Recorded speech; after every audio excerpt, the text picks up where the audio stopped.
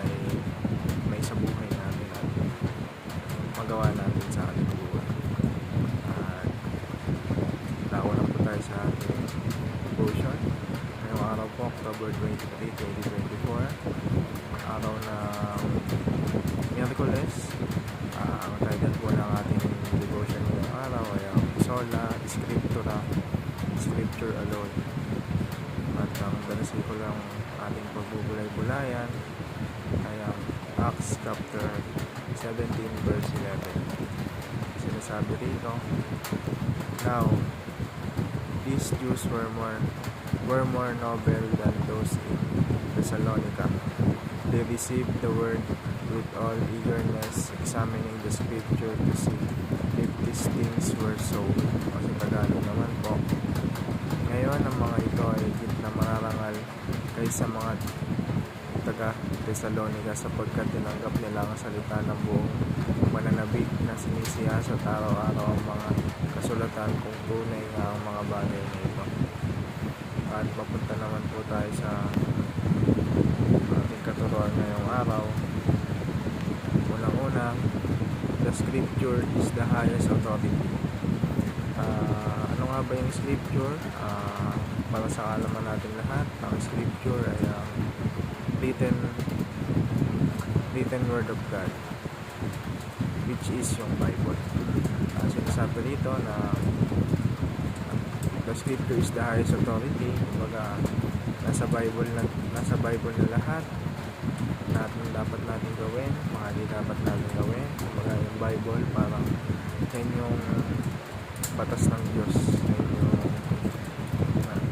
Diyan nakasaad ang mga batas ng Diyos.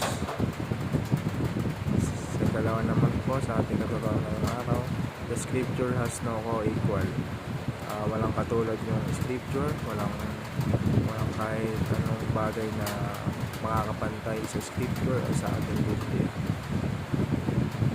At sa uli naman po, the scripture is sufficient for unang-una, salvation, Christian living, knowing God and His will.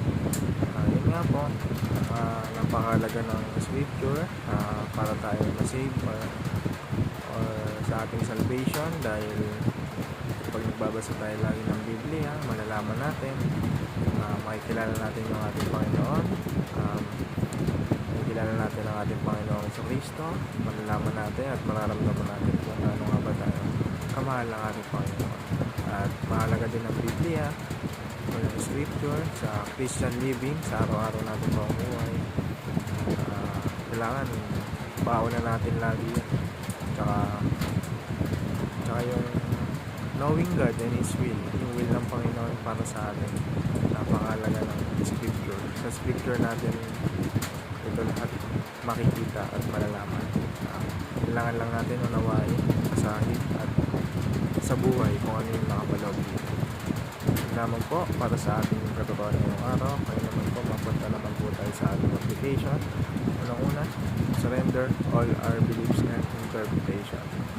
Surrender natin lahat sa ating Panginoon, lahat ng ating paniniwala, lahat ng ating isip, dahil sa Panginoon yun.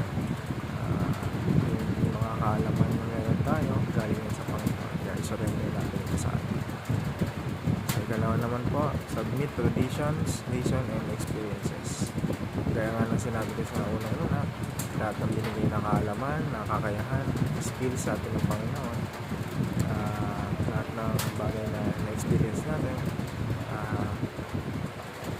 masama man ito, mabuti, surrender lang dito sa lahat ng Panginoon, isubmit natin ito sa lahat ng Panginoon, dahil ang Panginoon ang nagbigay sa atin ng lahat ng ito.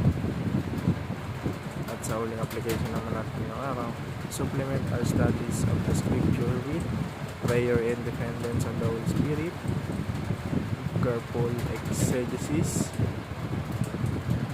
at fellow believers interpretation.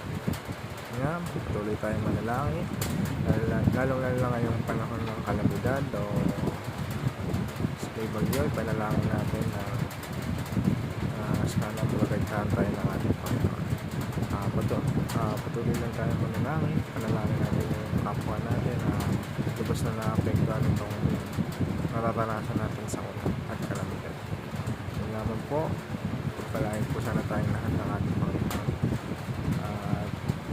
At hindi na pagtatapos, papasalamat po ako sa ating Panginoon na nagbigay sa akin ng gabay at ng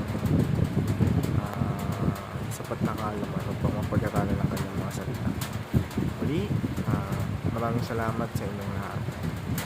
Ako po si John Robin Medina at kita-kits po ulit tayo sa ating next devotion. Maraming salamat po.